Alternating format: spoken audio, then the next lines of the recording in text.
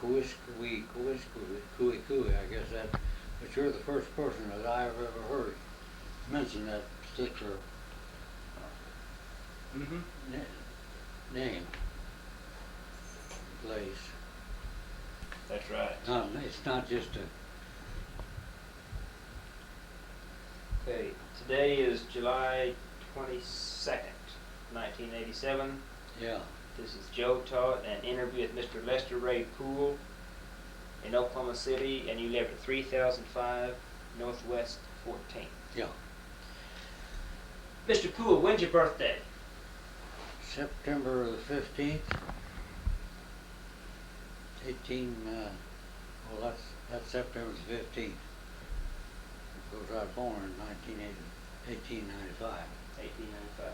Yeah. And tell me again where you were born.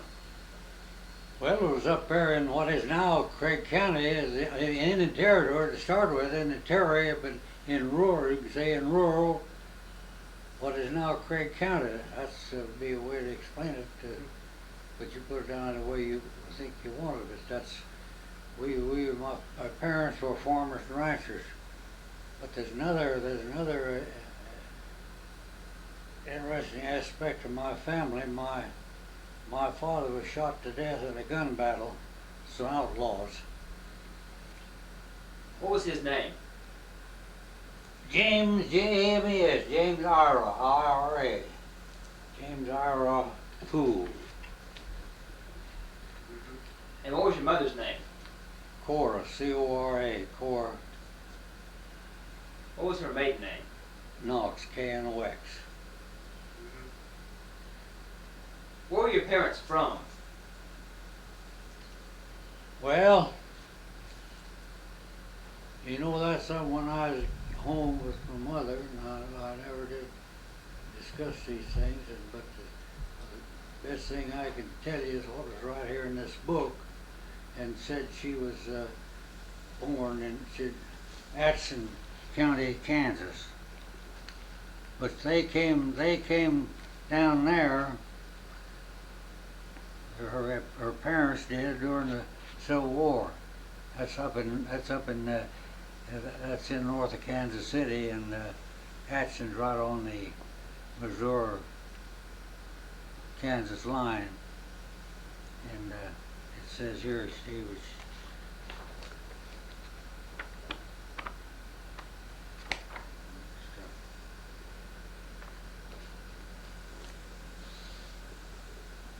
Cora K. Poole, born in Atchison County, Kansas, 11th day of March, 1860. And where's your father born? Born in Jackson County, Kansas, November 1889.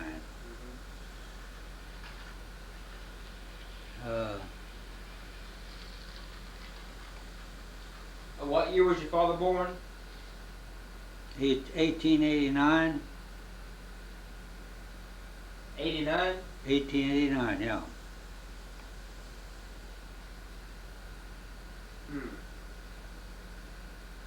It was eight of us kids. Are you sure that birthday's correct? Because if you were born in 95, your mother was born in 1860.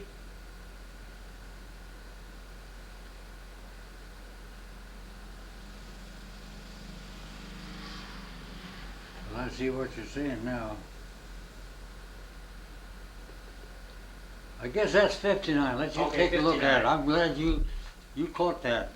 You can Yeah. You can see better than I can.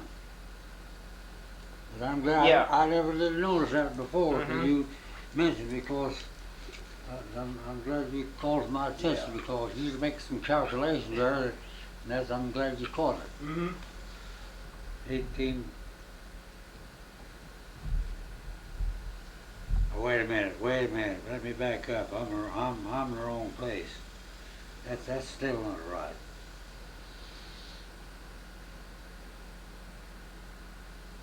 No, that's not right at all on my father. James Ira Poole, born 19th day of September 1860, and it says in Illinois. That's all it says. Okay. Now that I just got over the line and reading about my my sisters. Yeah. Okay. You can look at it here if you want to see it. You can say you saw it with your own eyes, Yeah, that's okay. and you won't have to say well. Did you say your mother's family moved to Kansas because of the Civil War? I know what I said. That I think they moved to there during the Civil War. I'm not sure. Yeah. I'm not sure. I don't have that date. Yeah. Okay. But When did your parents move to Indian Territory? you say when? Yeah. Well, okay, Or do you know why they moved to Indian Territory? only thing I can just assume, speculate. I think is because they, on account of being land available down here, and I don't know how much they knew about the Indians, and as it relates to Oklahoma, they probably didn't know too much. But I'm just assuming this that they came down here looking for a place to, better place to put down roots, and they've come down here, and I guess they, Yeah. I was going to look here. I could tell you when they came to Oklahoma. Oh, okay. Let me see. Might some of that information there. Here's one part of Oklahoma history you probably haven't heard much about, but maybe you have. Anti-Horse Thief Association. Mm-hmm. Did you ever hear of that? I've heard of it, but I'm not that familiar with it. Well, that was a popular organization when this country was being settled, and my folks come in up there to northeast Oklahoma. It kind of supplement to the authorized duly elected officials, and they had their own what they call Anti-Horse Thief Association. And I've got a picture here of that with a certificate on it. Just a minute, let's see how he finds you. Okay. To add to what I was about to say, he headed this Anti-Horse Thief Association up in that area. Oh, your father? Yeah. It's right here in the newspaper clipping. Find here is probably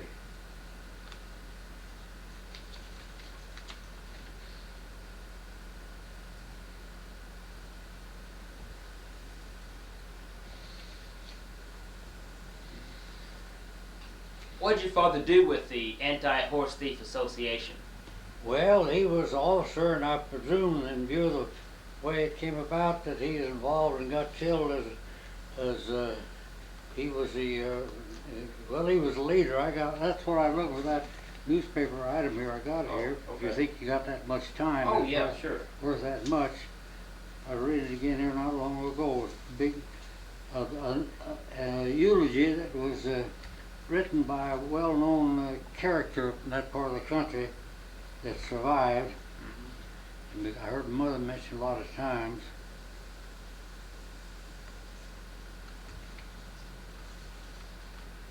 Budge Nottingham was his name.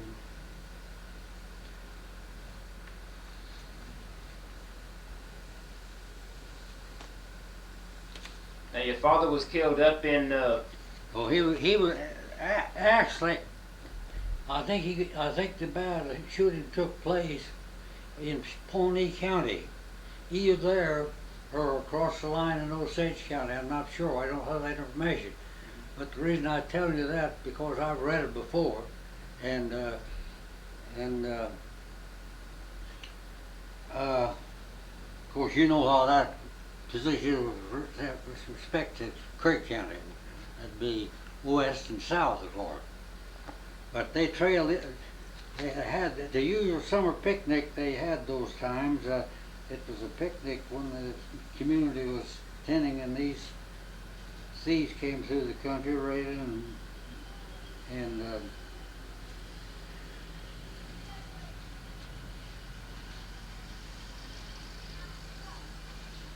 so they took up the trail when they came home from the picnic, found what happened, and they took up the trail and they followed them, and they didn't catch up with these thieves until they got way over in Osage County or Pawnee. I think it was in Osage County where the shooting actually took place. The story's been told, and it's here and somewhere in this stuff here. It was posse, and my father was the leader. I guess I inherited some of his characteristics because I'm pretty, maybe sometimes you might say high-strung, kind of aggressive, something like that, see? You can make up your own mind as I talk to you something about me, tell you a lot of you. And anyway, and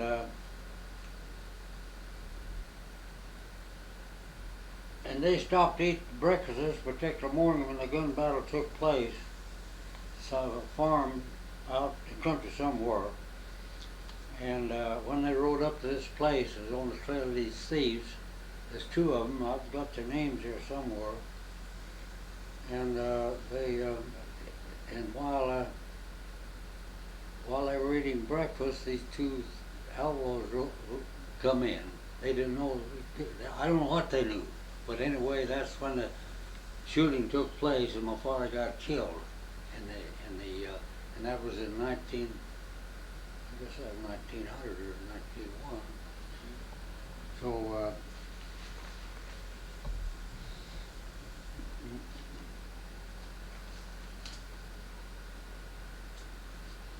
Well, right after that, of course, my youngest sister was she's about a year old or less.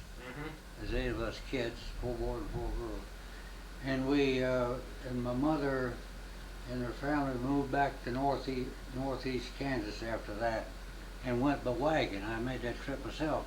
Of course, I was only 5 years old, but we rode in a lumber wagon. That's what they were called. Do you remember that trip?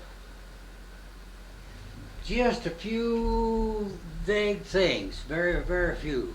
I don't remember as much as I should. Heard a lot of people talk about how they can remember a lot of things when they're only 3 or 4 years old. But I don't have much recollection about it. I do remember being in it and riding in the wagon. And the whole family went up there, and we took one reliable hard hand with us. Because my oldest brother was only 16, there's 8 kids, and we made that trip by wagon up to northeast Kansas to Jackson County. Do you remember what you packed to take on the trip? No, I don't. I wouldn't have any idea. I don't know.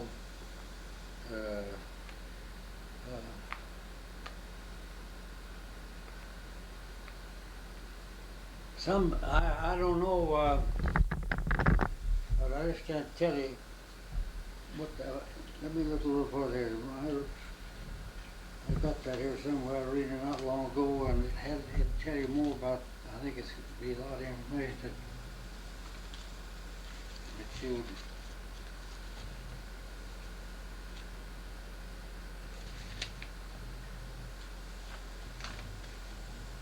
Well, we couldn't take it very much because.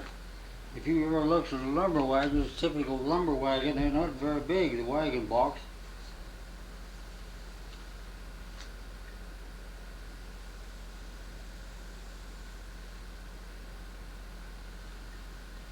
Here it is. You want to read it? I'll let you read yourself. James I. Poole. You might find something in there of interest, I don't know. This is Bonita paper, July 1900. Well, that's when, yeah. Yeah. And Death of James I. Poole. And this, I think the fellow wrote that, his name was Nottingham. I've heard my mother speak of him a lot. He was a well-respected and well-known citizen up in that area. And he had a lot of praise from my father. And Mhm.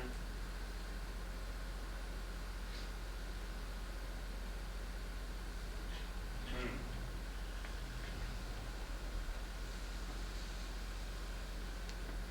Huh. That's a good article. well, but anyway, what was I came back down to Oklahoma in 1920 from northeast Kansas, Mhm. and been here ever since. But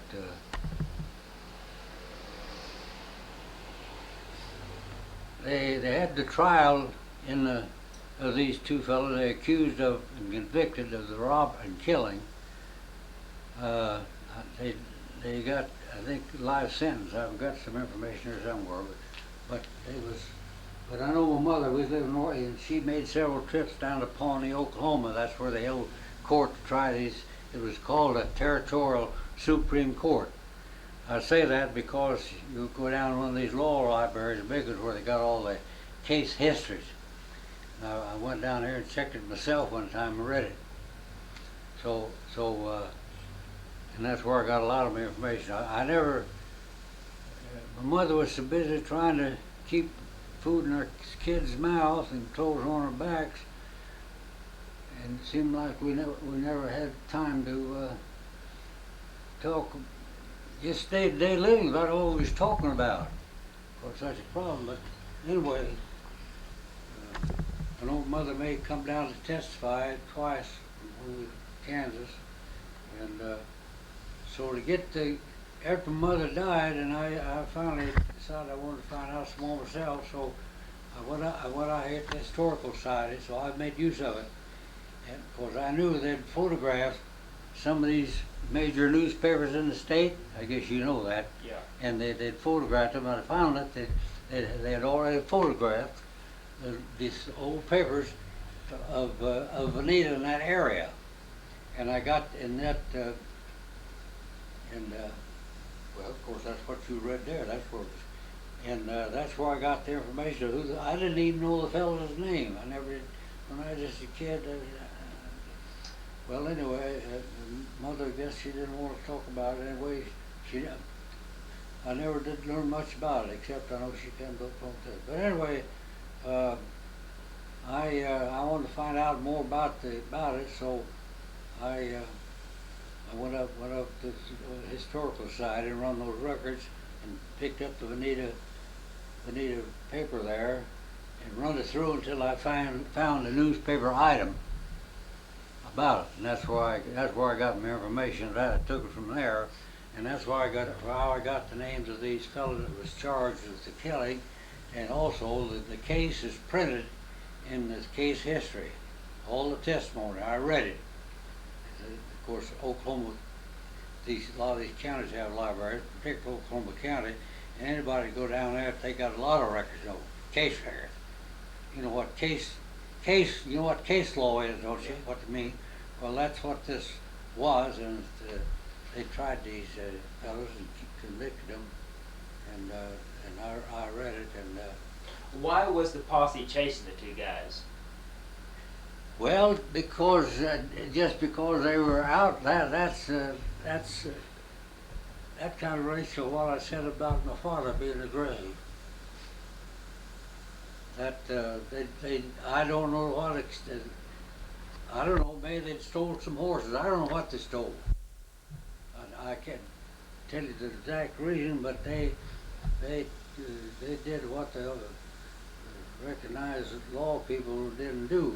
It's assistance, and I don't know whether it's because I guess I presume it's only presumptive on my part that they thought they'd catch him and prosecute him, and just that's part of helping the community, to these people that's doing wrong, that they get them out of the way where they're not preying on people. So the exact, I can only speculate because of what I know about it. But Do you have any memories of your childhood in Indian Territory? I have. I remember that. I remember that they had. I remember the day of the funeral when my father died. We had the coffin. It was in the summertime, and we was out there in the country, and we had this coffin open up there, and there was a big crowd there, and they had the coffin open, and they didn't have as much. These mortuaries didn't have. You couldn't do as jobs. They didn't have any coolers in to keep the body in, and I can remember. I didn't realize at the time, but later on in years, I can remember. I got an odor from the body of my dead father. I was sitting out there in the summertime, and of course they didn't have refrigeration, and I can remember that. And I remember one other instance. This little old store or post office, a single store out there, about 2 miles from where we lived in the territory, and we went over there at the post office, and I can remember we had a pony we rode, and then we had a burr. And when I was about 5 years old, I rode that burr with my brother, and he rode this pony over to the post office. And I have a vague recollection of the barn and the well, and that's the only thing that stands out in my mind. Do you know how the Anti-Horse Thief Association was organized? No, I'll have to ask that question. No, but I've got a certificate on it here, and it's in a frame. I got it here somewhere. It'd probably answer that question.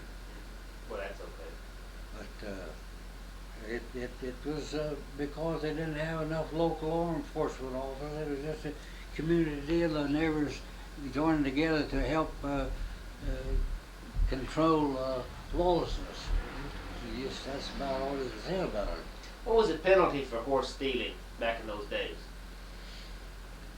Well, back in those days, stealing a man's horses, he could get hung for it, and a lot of them were. Yeah, if you want to read the judge from over at Fort Smith, Judge Parker, you've heard about him. You probably read about him, and. So I read a lot about him and about cases too, and of course he was a judge, but it's because they didn't have this other, they had some railroads through here, over the country, but the horse was the main mode of transportation. And that's why they were, you took them, it'd just be like, it'd be analogous to, if a man today, a farmer out there had his automobile stolen, that's his mode of transportation. So they'd. And I remember on the old highway between here and Kingfisher up there. There was a schoolhouse out there in the country south of Okarche in the bend of that Highway 81, and I remember. Of course, I used to travel that road a lot, and the guy had a big sign painted on this old schoolhouse. It's been several years ago. You could read it, and I saw that AHA, Anti-Horse Thief Association of America, and they had the number of the lodge, the organization, and the identification on that. That's been several years ago. I remember seeing it a lot of times. I always thought about it. But I don't know why. I've often thought to myself why I didn't remember enough about when I was a young kid, long 4 or 5 years old. Why I didn't remember now. Of course, my brother came in from California and years ago, and he went out there and he came in here, and we went one trip we made up there together, and we looked up an old timer there, and one of the oldest men in Welch. We was born out west of Welch in the country, and to get some information to find the old homestead. I didn't remember anything about him, but my brother did, because he's one of my older brothers there, and we went out there in the country, and I remember this local fellow that knew about it, knew where he was, took us out there, because since of course, the country was afterwards. When we were in there, not all the roads were on section lines. They just take all across the country. See, but later on, when they commenced building, when the country's developing, not on there, but in the other areas, they built the roads on the section lines every mile. So, but I remember going over to that little old store in that post office to get a mail. It was about a mile and a half from home. Do you remember what chores you did on the farm? Well, I sure remember that because I've done a lot of them. That's why I'm here today. On this, of course, I'm talking about later in life when I got up old enough to go to school. I don't remember too much what happened until I was old enough, about 5 years old, to start to grade school. And that was up in Kansas. And I can remember that from that time on real well up until I got through high school. Tell me about chores on the farm. What'd you do? Well, we up there in Kansas, the main crop when I was a kid out there on the farm from we went up there in according to that date, I guess 1900 or 1901. 1901, I guess. I fed the hogs, I milked cows, well,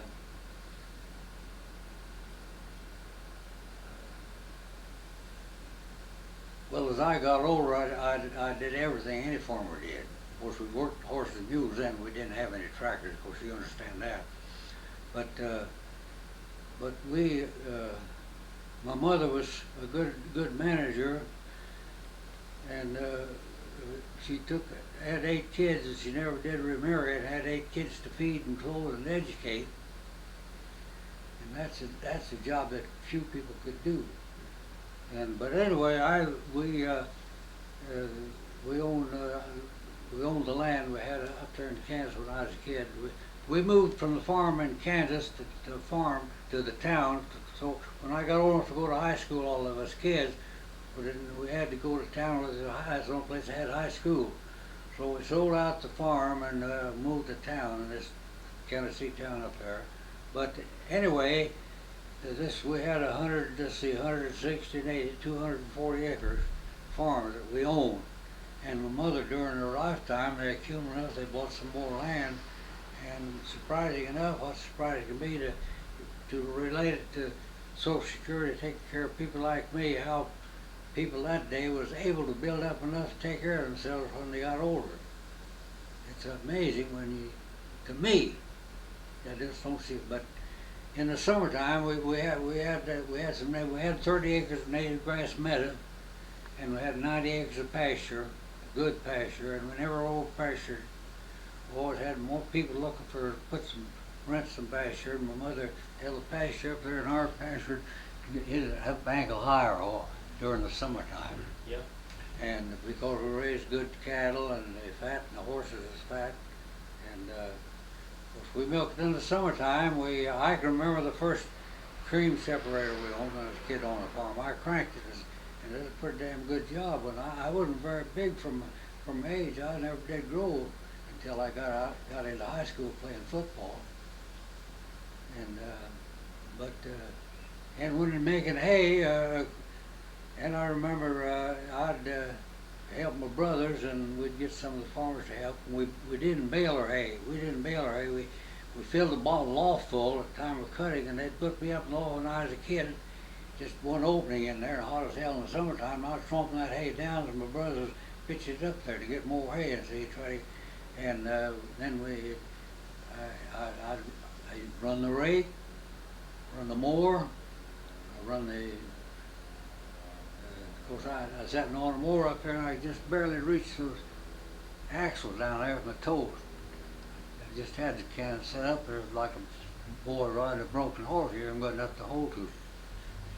And everything's very distinct. And I can remember the name of these teachers at school and what they did, and I thought, my God, I talked with such not long ago. One of them, I said, there's one woman teacher in particular. I said, I thought, God damn. As I look back, I didn't know it then. As I look back now and see how what little, some of what poor teaching we got. And yeah, I can remember it. Hell,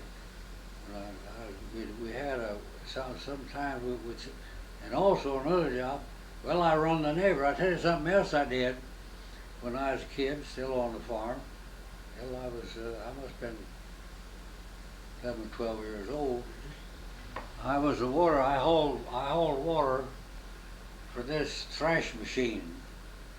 His near kinfolks of mine, he had a thrash machine and a corn sheller, and they had the engine, steam engine, and they had to haul water for it. See, and I remember during the thrashing season, corn shelling season, there was a lot of it. We'd go shell our corn on the farm then. These corn shellers, when they sold it, take the towns to shell it, and I just barely strong enough to work that pump handle to pump that water up in there. And in the summertime, I did that too. Yeah, I'd fix fence, hell, get out in the. I remember particularly hard. Had a cucklebur was a big weed up there that gave us lots of trouble, and we went through the corn and cut most of the cuckleburs out, or we didn't get plowed up. And we paid a neighbor kid 50 cents a day to chop a good-sized kid. He's a lot bigger than I was. And I went right along with him, chopped as much as he did, and we paid him 50 cents a day. Chop cuckleburs. Goddamn corn head high and hot. So I can remember all that, a lot of that stuff. School, yeah, we walked to school about a mile, and every day there and back. Another thing is some of the kids, some of the families, when the weather was real bad, they'd take the kids to school in a lumber wagon, but we never did. I think it was only one time I think my brothers ever took us to school in a lumber wagon. Went to real muddy and raining. Hell, we'd go, I know, and hell, we'd get our shoes wet, our feet wet, and goddamn lesson. How many different wagons do you have on the farm? You mentioned a lumber wagon. What other type of wagons do you have? Well, that's just that's they call a lumber. That's a typical farm wagon that has a box on it. Then, of course, they have what they call a hay frame, bigger, of course, hold loose hay. Mm-hmm. But those, and then some. That's really the only two type of wagons that they had. Of course, now some of them had a one-horse cart. It's called cream eggs, chickens down as one-horse cart. And what did you do after high school? well, during the I worked on a ranch during the summertime when I was going to high school. One of my kids in my class, his father owned a big ranch down in Kansas City, and we went down there, and I went down there with him on this ranch, and of course I was a horse wrangler and I worked horses down there, and they did everything down there, plowed and harrowed and mowed and raked, and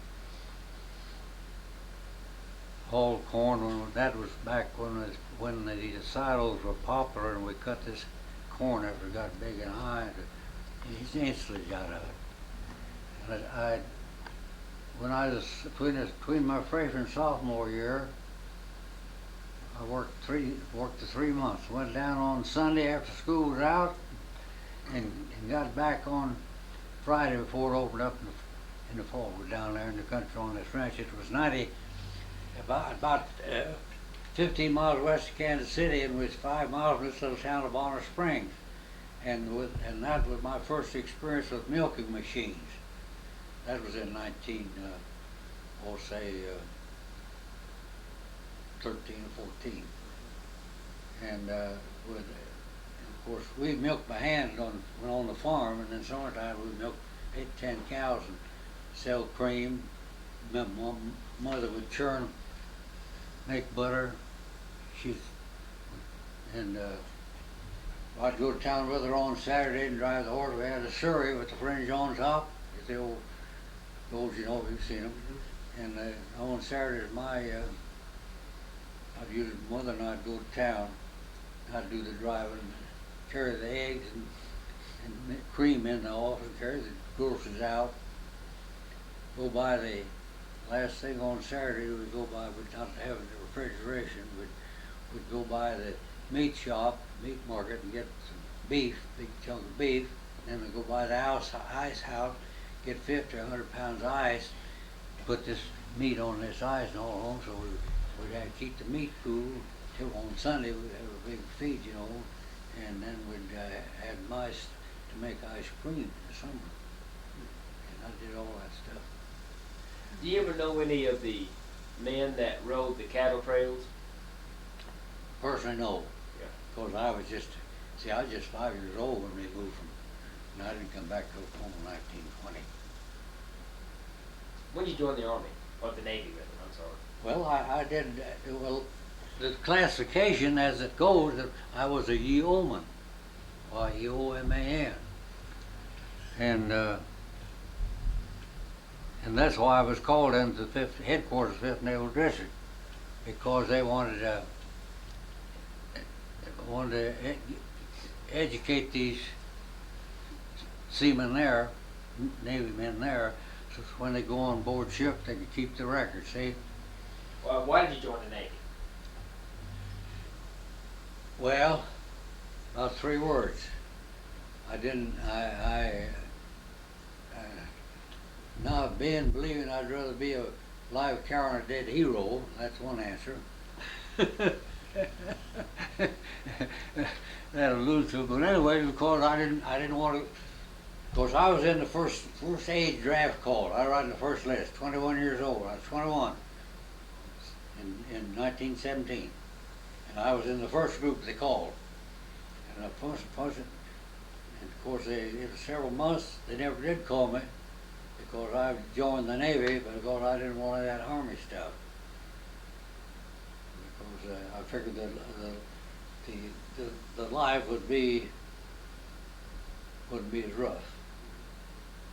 Where'd you take your boot camp? Beg pardon? Where'd you take your boot camp? I never had any boot camp. Like Yeah. I told you a while ago, I never did. Hell, I never did go to a training station. They called me. Well, the reason I had to join the Navy as a draft was about to get me, so I really just tell you the whole damn truth, and nothing but the truth. That's it. Because I knew, and I was lucky that they hadn't called me up to that time, and I knew that I could be called any time with the damn Army, and I wanted to do a little better than that if I could. So, but not just being dumb and not. And I took the examination, government examination, and passed it, and that's why the government called me to Washington not as a military man, as a civilian. I went to work up there and doing all this work. But you were in the Navy? No, I wasn't in the Navy. Not when I was working for the federal government then. Okay, what did you do for the government? Well, I worked in what you heard of. You know what the well, it was originally the part of what has now been known recently as the Veterans Administration. The exact work I did was bureau. It called the heading of this agency I was in called the Bureau of Insurance. No, Bureau of War Risk Insurance. At that particular time, every man in the military, he was forced to make an allotment, take it out, and that's what I worked with I only worked for the government up there as a civilian. About 2 or 3 months ago I worked, and then that's it. And I had to, of course that's why I was poor, I guess. I didn't know what I was supposed to know, but if I'd have known what was available at that time, hell, I lived way out there in the damn farm, way out there in the country. Of course, you can't visualize because you haven't seen the farm life like I did. Hell, take us all day to go to town, back county, see town. But anyway, uh, I couldn't list as apprentice as a yeoman because they wouldn't accept me. The only thing is open was apprentice seaman. So I went as a hospital corpsman. But I went in, they called me in the office because my record they had on me, they showed what kind of work I was doing and could do. And they called me down to the 5th Naval District.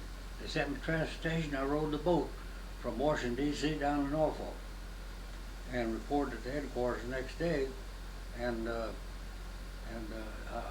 could have, if I'd have known it, hell, I could have probably,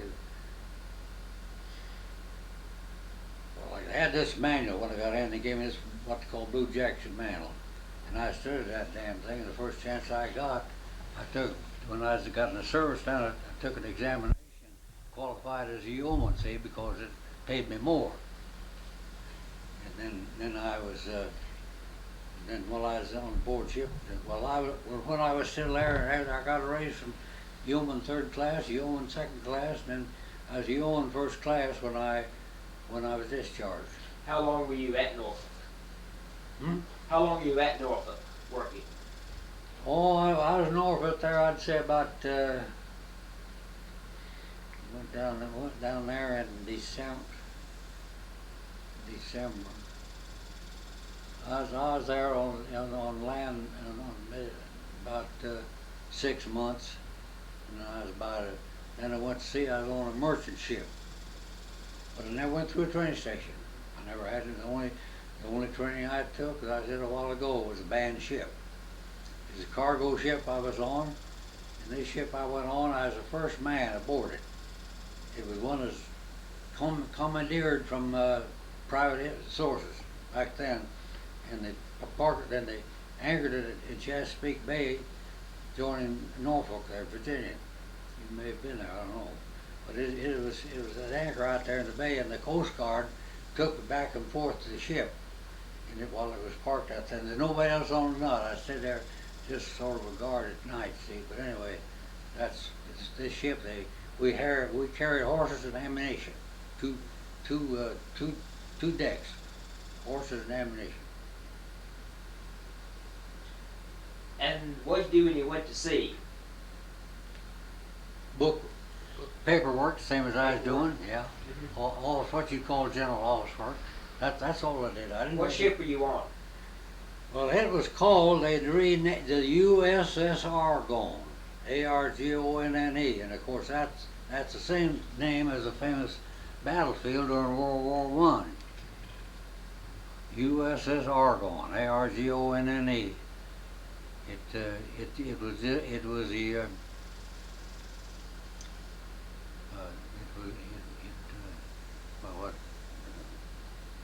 cargo ship. That's what I'm trying to think of. Yeah. What were your sleeping quarters like on the ship? Well, it's hard to describe them, but this ship was commandeered by the federal government from private interests, and they stripped everything off they could, and there wasn't no bunks on there. And while I was there in dock getting the stalls, build a stall, they did. I had nothing to do with it, because that was contract work. And build a stall, single stall for every horse. And of course I was doing all the work on this, keeping these records, and pay records, and commissary stuff. I was coming to commissary, and I was going who the men were and who we coming and going, signed or be reassigned or sent for us. So it's just typical office work. How many men were on board the ship? How many on the crew? Yeah. I think about 50. I'm not positive, but 50 would be close to it. Yeah. Did you have a separate sleeping cabin, or did you just have an open area that everybody slept in? Well, of course, the listed men, they were separate from the commissioned officers. But we were down on the lower deck, I don't know which one it was. But anyway, what they did, and I started to tell you, they built just like you have bunks on the side of a wall. one above the other. You see the picture of them, made out of boards. And when we didn't have any, and in the hold of this old ship we had, and what I had, now some of them boys had been in there.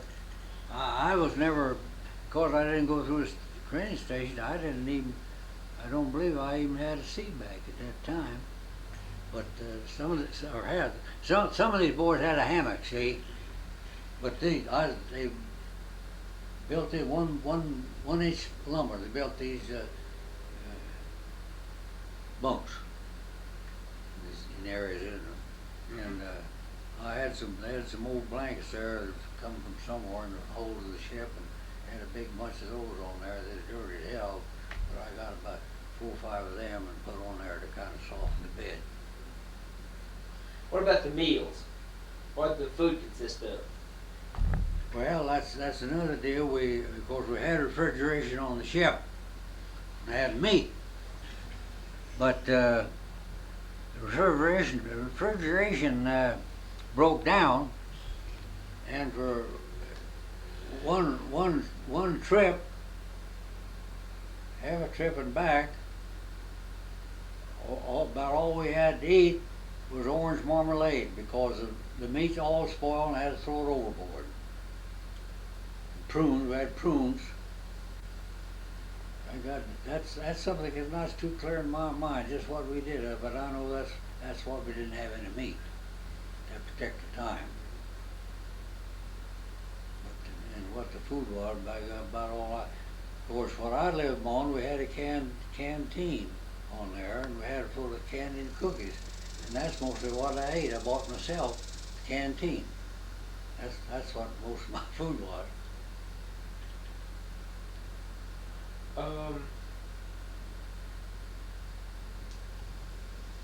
Do you remember Armistice Day? The day the war ended. Barely, because we was out in the middle of the Atlantic, not in the water, but on the ship, coming back from France. It was nothing eventful, nothing unusual about it at all for us, because it was, like I told you a while ago, I had a small crew. Hell, I don't come to think about it, I don't believe we had 50 men on there. I believe maybe 40 to catch it. But they had some army boys put on there to take care of these horses, to feed them and water them, because they wouldn't move out of their stalls. And it took us 2 weeks to cross one way. And we weren't in a convoy because our ship was too slow. We couldn't keep up with the convoys. Which maybe you don't know what I'm talking about. The convoys, the troop ships, they had these armed ships to go along to escort them, so to speak. But our ship couldn't keep up with them, so we ourselves. Ever have any trouble with the German U-boats, or? Well, I don't know. They, of course, they was reported at different times. They had been sighted at periscopes, but I don't know.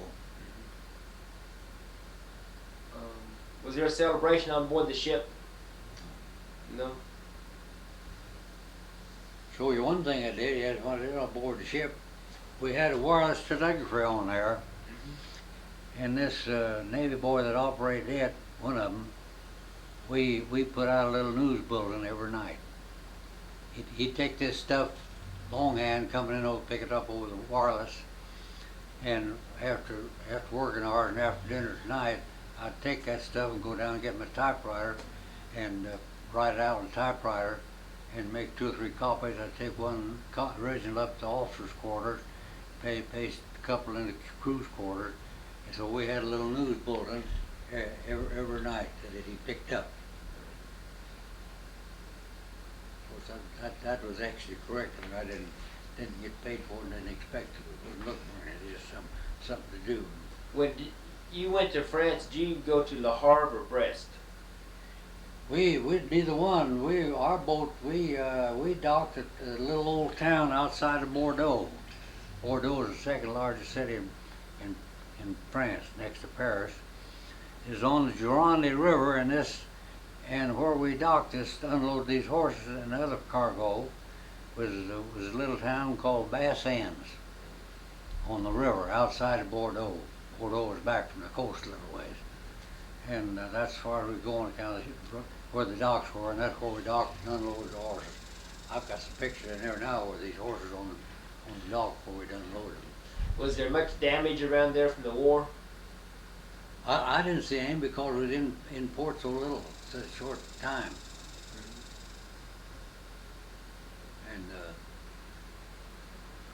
And I didn't see any.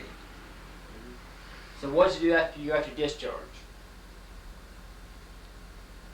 Well, I came back home to my home stomping grounds because I went up there in Washington D.C. I could have went back to Washington D.C. and got an assignment as a civil service job there, but I didn't like it. I came on. I was too much of a farm boy. I didn't like it up there. Too far from home. People I knew. And I came back to the farm came back to, well, we was living in town, and I came back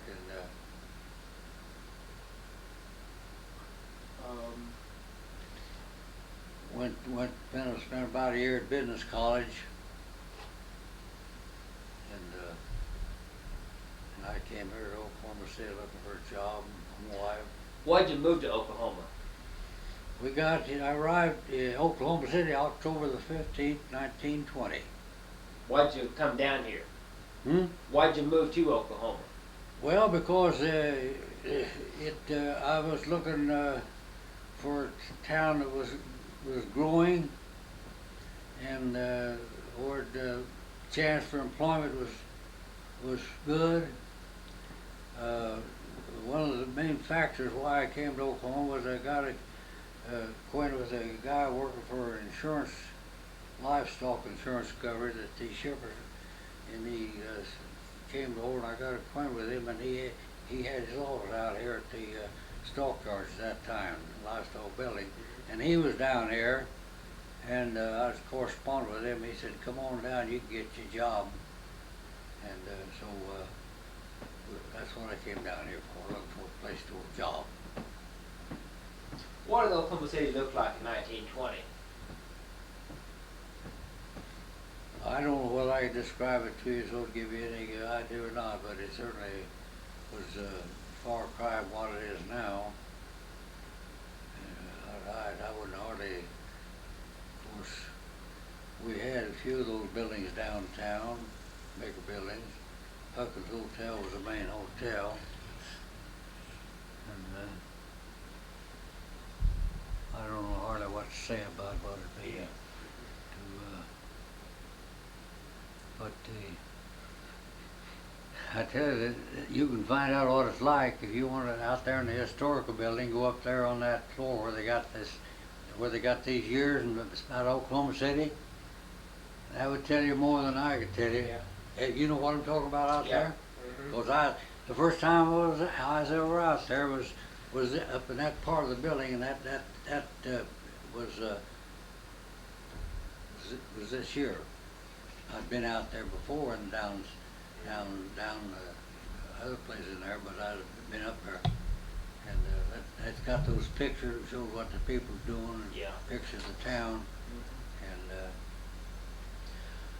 when did you first take that test for the government?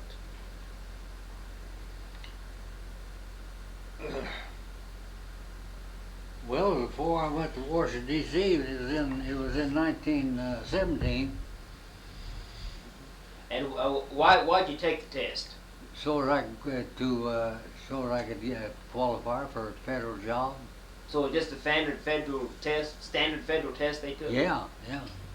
It was a test what they gave. I don't know. I guess it was standard. So you passed it pretty good then? Huh? You passed the test then? Oh yeah. And I passed another test and worked. The first government test I took, I passed it for a railway mail clerk.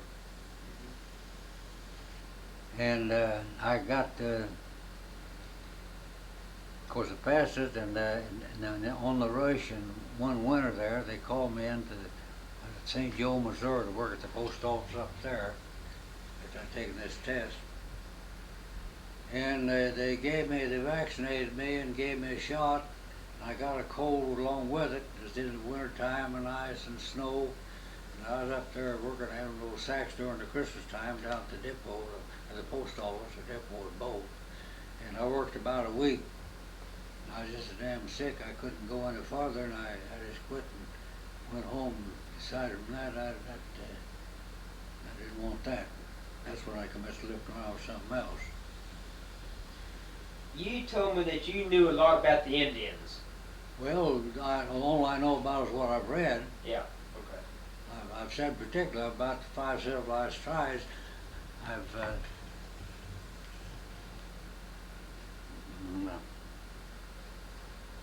You know what a freedman is?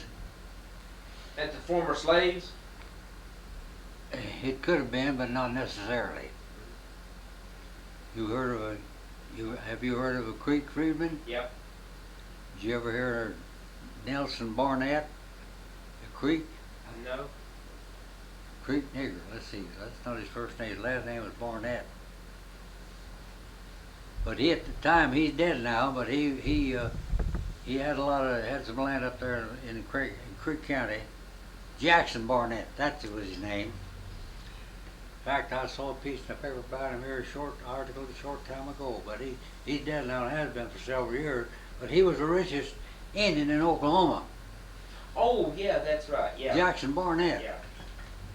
And I've asked a lot of people. It's a lot of blood, mostly are on the road, and they never really know anything about it. But anyway,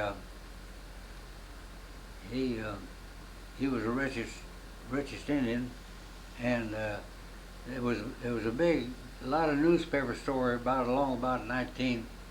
shortly after I came to Oklahoma City. It must have been about 1922 that they prosecuted. Jackson Barnett was never married and never had any kids.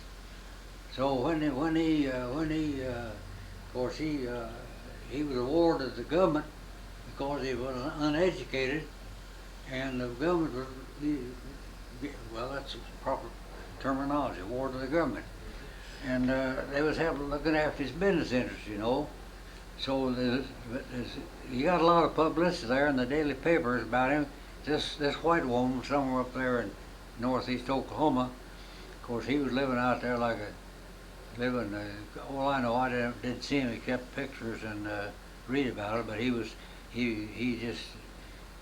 just kind of living like a tramp, you know. No family, nobody to look after him, and so she married him, and when he died, that's when the big lawsuit started. I think there was. I talked to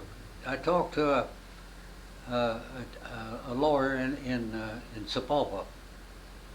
So Sapulpa's the county seat, you know. Yeah. When I was buying right away for the federal government. So that's another job. I talked to a lawyer, I had to go see him in connection with the title of the land anyway. Anyway, he was in position to know what was going on. And he told me there was, I read in the paper, I think there's about, I read in the paper, approximately when old Jackson Barnett died, there was 500 people claiming an interest in his estate. Yeah, now that's history. Now anybody that knows about history can verify that, because hell, that was printed in the paper. I remember reading it at the time. And this white woman that married him, she cleaned him up, you know, and spent his money in a good automobile, and of course that come on, but they tried to nullify the damn marriage because to keep her from these people that they'd inherit the estate instead of her taking a chunk of it. See, now I'm not sure whether that that lawsuit involving her was when old Jackson Barnett was still alive. That happened when the lawsuit started. Of course, these people's coming in, and was you born up in that country? Yeah. Well, let me tell you, you might not be interested in this, but hell, I'm crazy. You get me talking. If you live as long as I have, or longer, you will have been so many things, so many people, you get to talking, things you know about, people would figure we just made them up. But it's not so. Hell, 90, you never did figure out how old I was, did you? 92? 91. 91. That's the average age of the World War I veteran that day that's living. This average. And but anyway, this lawyer I was talking to over at Paul, it's been several years ago now,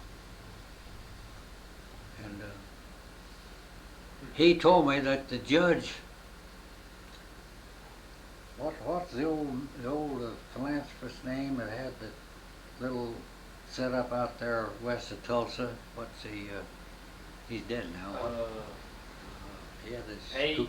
Huh? Page. Yeah, Page. Yeah, Page. But this lawyer over at Sepulveda told him. Charles Page. Huh? Charles Page. Yeah. What's the first name? Charles. Charles Page. Yeah, that's right. Well, this lawyer told me about it when I was talking to him about some other things. He said that this fellow said Charles Page.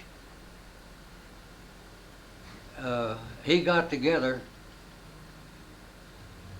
with the judge, and they went up to I guess when to establish Charles. They went up to somewhere, went out west of Rocky Mountain somewhere, and got this in as a lawsuit up there, trying to determine who. Oh, it was this. There's land up there that involved who owned the land. Title of this particular land was producing oil worth a lot of money. But the judge, the federal judge in federal court, he's finally decided who the heir was. But according to this attorney, it was just a damn frame up to some stray Indian way out there, living way out west part of the United States, brought him in there and went before the judge. Now that's what this lawyer says. I don't know whether there's any truth to it or not, but it's a situation that I know happens all the time, and in that way, they said that's where Charles Page got his money to start with. I don't know whether he was, I guess he was appointed a guardian for this Indian they claimed that owned the land. See what I mean? Now, if you want to follow it up, you can find somebody that's pulper up there. You can verify what I said, and they can verify what I said, and add a lot more to it, and be a little more exact. You see so many of these things. Well, I tell you, of course, when I came to Oklahoma, I got in a real estate loan business, mortgage loan business. I was just a kid. This was the biggest loan company in Oklahoma City at that time, and they wanted somebody with a farm background because most of their farm lending was in farms and ranches. And there was the Aetna Life Insurance Company. This company formed here, and they were selling the paper at the Aetna Life Insurance Company. See what I mean? And I came into the organization when I was a kid because I had a farm background. I figured that'd be helpful. And so I worked for that company a good long time. And then later on, I went. Aetna took over its own stuff direct, and I worked for Aetna about 10 years, appraising land, managing farms, and you've seen a lot recently about foreclosed farms. Well, we foreclosed a lot of them ourselves back there then, believe me. Farmers and ranches in Oklahoma and Texas. You said that you were buying right away from the federal government? Yeah, that's another federal job I had. Because this other job, this real estate loan job, that wasn't a federal job, that was individual. But yeah,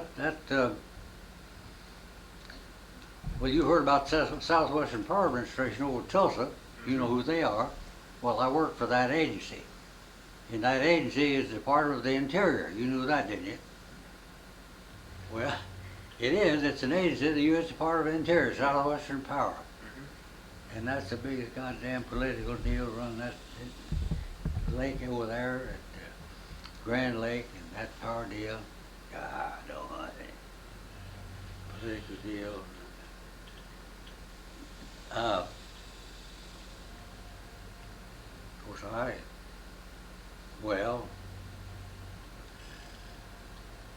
I was offered a job by the Prudential Insurance Company of America too. But I did a special job for them, but I was only loaned to them. It was down in Texas because I was acquitted down there. They found out about me through this.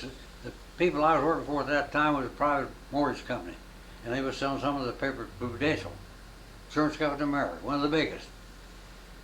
I think it's about second or third Nothing's big, 150 years old. And they'd bought some paper from out here from Texas and Oklahoma, mortgage papers, see, just like they do now. And they had to foreclose them, and they come into ownership of some farmers and ranches down in northeast Texas. About I guess at that time that was a lot of money. I expect the total value was around $250,000. Well, I had experience. I was working in Texas at that time, both soliciting loans, managing farms, and so they went to the company I was working for, somebody to look after the stuff down in Texas. So they recommended me, and they loaned me. As a matter of fact, and I went down there with five or six counties in northeast Texas. I worked for them about 6 months. I appraised every tract of land. They run all the way from 40 acres up to 1,000. Appraised every land, made an appraisal, and got tenants on it and contracts, and valuation set it in. But and I went back with my old company. But the Southwestern Power, when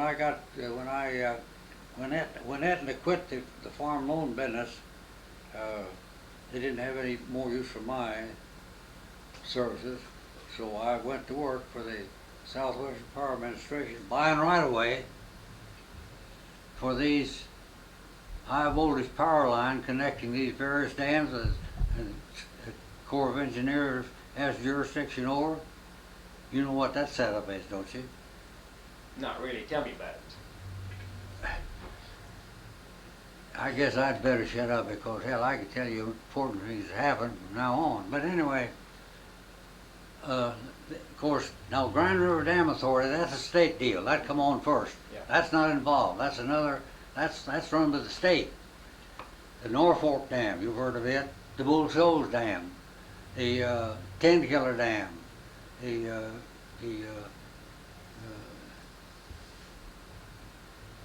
Red River Dam, and all these big dams on these rivers in this part of the country, in Arkansas, Missouri, and Oklahoma. Of course, they have two big lakes up in Missouri. That's not part of it. Most of these dams built with the federal government control them. And what's the one, the new dam right west of Tulsa there? What's the name of that? Keystone? Huh? Keystone? Yeah, Keystone, yeah, Yeah. on the Arkansas River. Well, that's one of the later ones. But what I was doing, buying right away, they connected all these dams that generating electricity.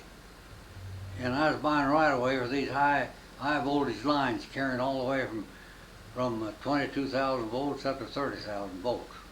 And we was buying we bought an easement. We didn't buy title, we just bought an easement. Except we did buy title where we built a substation.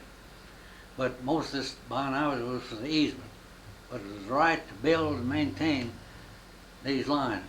Hell yes, I worked, and I've qualified as an expert in the federal court. I've testified in federal court in Oklahoma, in Texas, in Missouri, and Arkansas. I qualified because this land, a lot of these we couldn't negotiate these landowners. We went in to have, of course we had the right of eminent domain. You know what that is. You know what that means, don't you? And gives you the right to take land for public use, but they got to pay for it, the fair price. Of course, some of it we couldn't deal with these fellas. We wouldn't offer them enough, things like that. So I qualified of course I appraised and bought this right away. What about that old lake over there? Huh? Jimmy Lake? What? What's the guy in Muskogee? Jimmy, is it Lake? Is that his name? Or is it Leak? The Leak is a Yeah. big TV owner. Yeah, is he involved in that?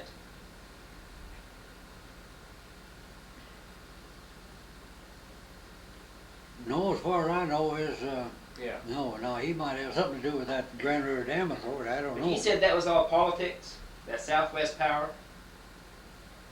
Politics to get the job. Yeah, they had man. When I worked up there, Doug Wright was the head man. What kind of guy was he?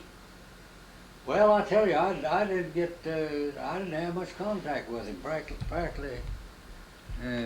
practically none. Cause hell, I was out in the country, take 2 weeks at a time. I walked right away down through that timber country. That was the most difficult job to evaluate that, because we cleared all the timber, cleared the right of way, smooth. We went through a lot of timber down deep East Texas. I don't know if you've been over there or not, but we was down there in the vicinity of that, well, Shelby County, and on down through there. I went through there and I testified in court down in Tyler, Texas. And one of these old boys, I was involved in a suit down there in Texas. Well, three of them in particular, think about this particular one, he threatened to shoot me. He went and lived in a little town down there, and he had, of course, some of his land he had title out there in the country, and where they surveyed this line through there. Of course, the surveyors that they employed, they picked out the line, and they set the stakes, and that's what we. But he threatened to kill me, because he said, I couldn't deal with him. See, he said, I want to build a house right up there with that big cottonwood tree on this hill, an old field out there, you know. Well, you don't know because you never don't know. You couldn't expect you to, because there's a lot of that stuff down there is like around here in these blackjack country of Oklahoma. It's cleared one time and farms, see, with topsoil washed away and they let it go back up to brush again. I don't know whether you realize that's what happened or not, but I can tell you exactly what happened because I've seen it happen. Tell me. But anyway, what the thing about this trial down there at Tyler, Texas, of course, I was the only government witness they had, and we had the trial, and the court and the judge gave his decision how much money to entitled to, and they came, and this old boy when I went out there. Well, this landowner, when the contractor building, the government contract built that old high pressure, high voltage line, the government didn't build them themselves. We contracted it all, contractors. But we had to provide the right of way and the right of way to get in there. But anyway, he run this crew off down there, and of course I was a troubleshooter. I'd done it several times. That wasn't the only time I had a gun laid on me. Well, you go out there and some of these old boys think you're taking their home away from me. They get pretty high. But anyway, they told me, they says, Poole, says, you've been fair to us. Says, you ever come down this country again, come see us. 3 Texans. Now that shows you, of course you don't know Texan like I do, but they were pure, the old stock. And that's what they said to me after the trial. And he said, damn, that's me out there, he just frothing at the mouth. When I was before that, he said, you treat us fair. Matter of fact, the judge gave him practically the same figure that I'd awarded him. Well, I had another old boy down here, 80 years old. I thought he was old then, but I found out now 80's not old. That sand right away between Chickasha and out towards the end of Darko. And the contractor went down there. He had a little orchard set up down there. The little sandy blackjack 80 lives out there in the country, and his wife, and that little cheap building. And the crew come in there to build the line. Yeah, they bought right away right through this damn little orchard he had. Yeah, my boss over at Tulsa, I wouldn't have had a man. His name was Grover Spade. Was the head of the real estate department. Hell of a good fellow to work for. And I guess what the sword he gave me, I guess he thought I knew what this is all about. But anyway, I was the one that they call up and these landowners stopped these contracts from building the line. Then it was up to the land department to go do it, and I was the man that as far as I know, I'm the only man that got the assignment. There might have been some others, I don't know, because there could have been some up in Missouri that I didn't know about, because at that time I was working definitely down in Texas. But anyway, Yeah, this old boy out here, this old man down here, I'll call him old, of course, he's a young man, he's about 80. And so I went down there, saw the contract. Yeah, he said, that damn old man had a shotgun out there. So I had to go down and see the old man. Well, I talked to him. But what, I told him, I says, you get, I said, you can get paid, you're going to get paid for this. I said, you don't have to agree to anything. You sit there and wait for the condemnation suit, which he did and hard the Lord, and that's what he should have done, and that's what I told him to do. I said, if you're afraid that you're going to be cheated, not being treated right, I said, you get your lawyer. Well, his lawyer here from Oklahoma City, some of his kinfolks, I learned later, and he was a lawyer, and so our department, federal, when his trial came up here in Oklahoma court, and the attorney who handled the business for the Southwestern Power Administration, those folk courses, he wasn't in town. He had a gal secretary there, and this federal judge called this case to court, and hell, there wasn't no lawyer there to represent the government, except this gal, and well, she had quite a bit of experience, but the judge, of course, I identified myself, and I really acted as lawyer in the case. And that was another case.